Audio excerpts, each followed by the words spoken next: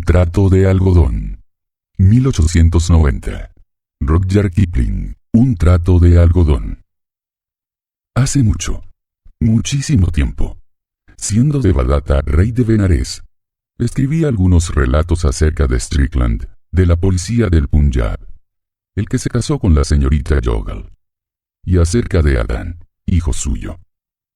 Strickland terminó ya su servicio en la India, y vive actualmente en un lugar de Inglaterra que se llama Weston-super-Mare, donde su esposa toca el órgano en una de las iglesias.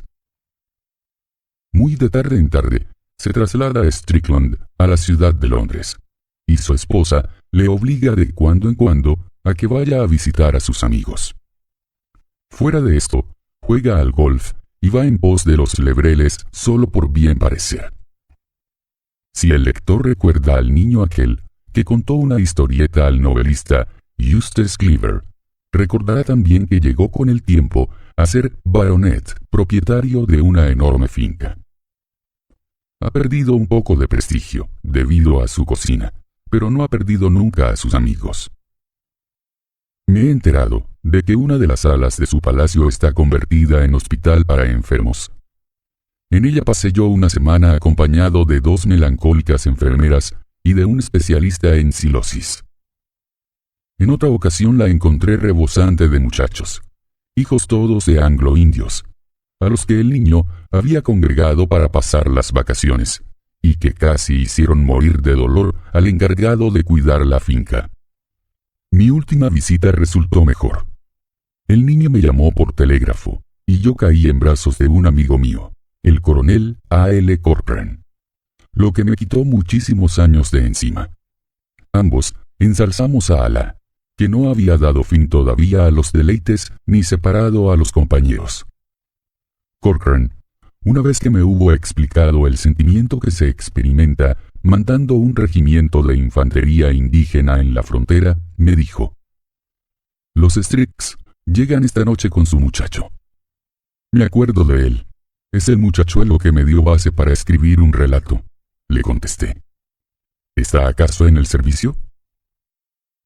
«No. Strick le colocó en el Protectorado Centroeuroafricano. Desempeña el cargo de comisario segundo en Dupé, que yo ignoro dónde cae». «¿En Somalia quizá Largo?», preguntó el niño. El Largo ensanchó burlonamente las ventanas de su nariz. «Solo te has desviado 3 millas. Fíjate en el atlas». «Esté donde esté, ese muchacho se encuentra hoy tan podrido de fiebre como todos vosotros», dijo el niño, que se había sentado ya en el diván grande.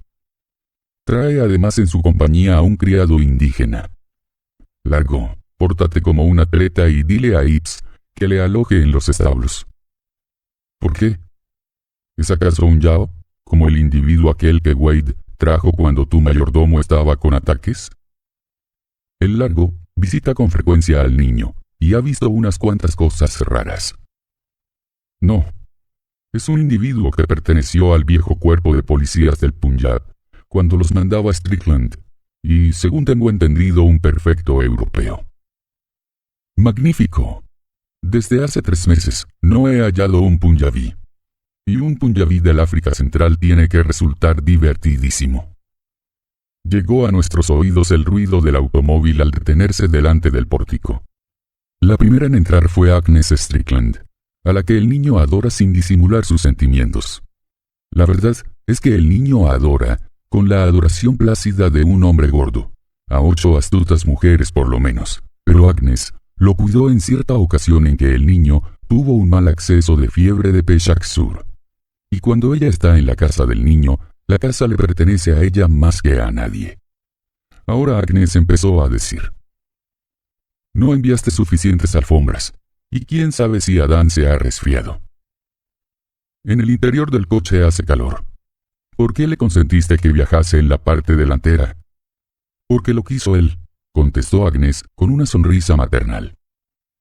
Y procedió a presentarnos a la sombra de un hombre joven que caminaba apoyándose fuertemente sobre el hombro de un barbudo mahometano punjabí. «Ahí tienes todo lo que de mi hijo ha vuelto a Inglaterra», me dijo el padre. En efecto, No había en el joven nada del muchacho con el que yo había hecho un viaje a Dalhousie, larguísimo tiempo atrás. —¿Y qué uniforme es ese? —preguntó el largo al criado Imán Din, que se situó en posición de firmes sobre el suelo de mármol. —Es el uniforme de las tropas del protectorado, Sahib. Aunque yo soy el servidor personal del pequeño Sahib, no parece bien que nosotros, los blancos, nos hagamos servir por el personal vestido completamente al estilo de los criados. —Comprendo. Con seguridad, también que nosotros los blancos servimos la mesa a caballo, ¿verdad? El largo apuntó con el dedo a las espuelas del criado. —Estas me las puse cuando vinimos a Inglaterra por mejor parecer. Adán se sonrió con un asomo de sonrisita que empecé a recordar, y le colocamos sobre la meridiana grande en espera de que nos sirviesen algún refrigerio. El largo le preguntó qué tiempo de licencia tenía y él contestó que 6 meses. —Pero se tomará otros 6 mediante un certificado médico —dijo Agnes con expresión de ansiedad. Adán arrugó el ceño. —Usted no querría eso, claro, lo comprendo. Yo también me pregunto qué estará haciendo el que me sustituye en el mando. El largo se atusó el bigote y se puso a meditar en sus sikhs. —Bueno —exclamó el niño—, yo solo tengo que cuidarme de algunos millares de faisanes. Vamos a vestirnos para la mesa, largo. Estamos nosotros solos. ¿Qué flores ordena mi señora que se pongan en la mesa? —¿Para nosotros solos? —contestó ella, mirando a las flores de ricino que adornaban el gran vestíbulo. —Pues entonces, que pongan clavelones, los del pequeño cementerio. Se transmitió esa orden. Pues bien, para nosotros los clavelones equivalen a tiempo caluroso, incomodidad, separación y muerte. Con ese aroma en nuestra nariz, y teniendo de servidor al criado de Adán, fuimos con toda naturalidad a caer cada vez más en el viejo argot, acordándonos a cada vaso que bebíamos de los compañeros nuestros que se nos habían adelantado en el último viaje. No comimos en la mesa grande, sino junto a la gran ventana corrediza que daba sobre el parque, en el que estaban recogiendo y cargando los últimos restos de heno. Cuando se echó encima el ocaso, no quisimos que encendiesen luces, sino que esperamos la salida de la luna, y seguimos nuestra conversación en la semioscuridad que trae a nuestra memoria los viejos recuerdos. Al joven Adán no le interesaba nuestro pasado, sino en aquello que éste había afectado a su propio futuro. Yo creo que su madre lo tenía agarrado de la mano por debajo de la mesa. Imán Din, descalzo por respeto a los suelos, le trajo el medicamento, se lo fue sirviendo gota a gota y pidió órdenes. —Espera para llevárselo a la cama cuando se sienta fatigado —dijo la madre. E Imán Din se retiró a la parte sombreada del salón junto a los retratos de los antepasados. —Y dígame, ¿qué espera sacar de ese protectorado suyo? Esta pregunta la hizo el niño cuando, agotado el tema de nuestra India, pasamos a hablar del África de Adán. El joven se reanimó al oír aquellas palabras y dijo: caucho, nueces, goma y otros productos por ese estilo, aunque nuestro verdadero porvenir está en el algodón. El año pasado cultivé en mi distrito 50 acres de esa planta. —¿En mi distrito?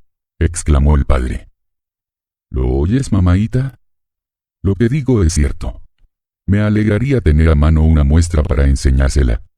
Algunos enterados de Manchester afirmaron que era de tan buena calidad como cualquier otro algodón que llega al mercado desde cualquiera de las islas. —¿Y cómo se te ocurrió meterte a plantador de algodón, hijo mío? —preguntó la madre. Mi jefe nos dijo que todo hombre debería tener una distracción, un shock, de cualquier clase que fuese, y cierta vez se tomó la molestia de viajar todo un día a caballo, apartándose de su ruta, para señalarme una franja de tierra negra que estaba indicadísima para el cultivo del algodón. —Vaya, ¿y de qué clase era ese jefe suyo? —preguntó el largo con su voz meliflua. —El hombre mejor que hay sobre la tierra, sin excepción alguna. Es un hombre de los que dejan que uno mismo se suene la nariz. La gente le ha puesto de apodo Adán largó una frase endemoniada, que significa el hombre de los ojos de piedra. Me alegra lo que me dice porque, según lo que otros me han referido, la frase del largo ardió como una cerilla lenta, pero la explosión no se hizo esperar. Otros, dijo Adán, y alzó una mano delgada. Cada perro tiene sus pulgas.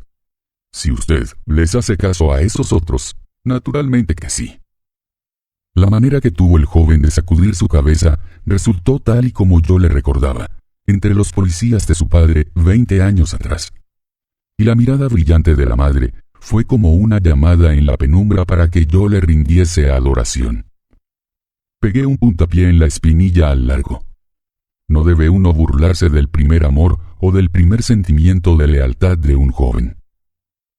Apareció encima de la mesa un montoncito de algodón en bruto, y la voz de Imán Din nos dijo: «Pensé que quizá lo necesitase, y por esa razón lo coloqué entre nuestras camisas». «Qué bien habla este hombre el inglés», exclamó el niño, que se había olvidado ya de su oriente. Todos nosotros admiramos la muestra de algodón por complacer a Adán, y a decir verdad, era de fibra muy larga y brillante. El joven exclamó: «Bueno, se trata solo de un experimento. Somos tan terriblemente pobres en mi distrito que ni siquiera disponemos de dinero para pagar un cochecito correo. Empleamos una caja de galletas montada sobre 2 ruedas de bicicleta. El dinero para este cultivo», añadió Adán, dando unas palmaditas cariñosas a la muestra, «lo conseguí por pura casualidad». «¿Cuánto costó?», preguntó Strickland. «Con la semilla y la maquinaria alrededor de 200 libras. Las labores fueron realizadas por caníbales». «Eso resulta animador». El largo alcanzó otro cigarrillo. «No, gracias», le contestó Agnes. «Llevo demasiado tiempo en Weston-super-Mare para que me atraigan los caníbales. Voy al cuarto de música a ensayar los himnos del próximo domingo». Se llevó a los labios ligeramente la mano del muchacho y cruzó los acres de suelo brillante hasta el salón de música, que había servido de salón de banquetes a los ascendientes del niño. El vestido gris y de plata de Agnes desapareció bajo la galería de los músicos. Encendiéronse 2 luces eléctricas, y su figura se dibujó sobre el fondo de las hileras de tubos dorados. «Hay aquí un apego abominable a tocar la música mecánicamente», dijo en voz alta. «Dios me valga», exclamó el niño, echándose la servilleta al hombro. «Estuve interpretando Parsifal en rollo de pianola. Prefiero la interpretación personal». «Quita esto, Ips». Oímos cómo el viejo Ips patinaba obediente cruzando la sala. El largo dijo: «Veamos esa interpretación personal». Y acercó el Borgoña, que la facultad médica recomienda para enriquecer la sangre debilitada por la fiebre. Poco es lo que hay que decir. Ahora bien, la franja de tierra que me mostró mi jefe se mete en plena región de los Sheshageli. No nos ha sido posible demostrar ante los tribunales que esa tribu practica el canibalismo.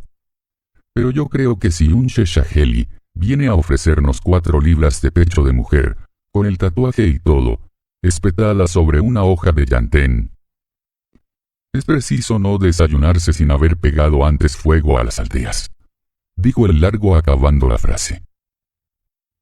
Adán movió la cabeza y suspiró. «Nada de hacer intervenir a las tropas. Se lo conté todo a mi jefe, y este me dijo que era preciso esperar a que hiciesen chuletas de un blanco. Me aconsejó que si alguna vez sentía esa tentación, no cometiese un improductivo felo de ese, y que dejase la tarea a un Sheshageli. Entonces podría presentar él un informe, y podríamos barrerlos de allí». «¡Qué inmoralidad! Así es como nosotros ganamos». Y el largo citó el nombre de una provincia conquistada mediante un sacrificio tan justo. «Sí, pero aquellas fieras de hombres ejercían el dominio de uno de los extremos de mi franja de terreno algodonero como si tal cosa. Y cuando me adelanté a fin de coger muestras del suelo para analizarlas, nos persiguieron como a una alimaña, a mí y a Imán Din. Saib, ¿me necesita? La voz surgió de la oscuridad.